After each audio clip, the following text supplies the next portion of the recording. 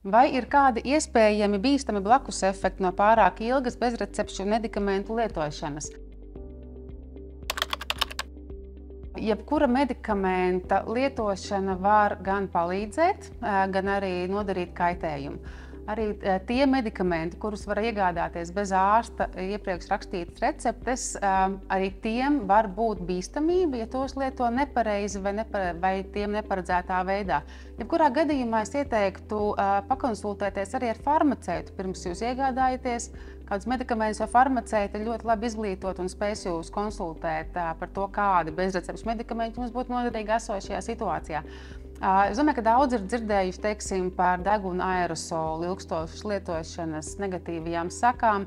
Mēs kā ārsti zinām, ka cilvēki, kas šos aerosolus lieto ilgstoši, parasti viena no biežāk sastopamajām problēmām ir deguna gļotādes atrofija. Tāpēc tam risina ārsts, kurš strādā ar ausu, kaklu un deguns slimībām. Un tas nav vienkārši, lai gan šie medikamenti ir ārkārtīgi plaši pieejami. Vēl viena situācija, kur es gribētu pieminēt, ir, teiksim, galvas sāpes.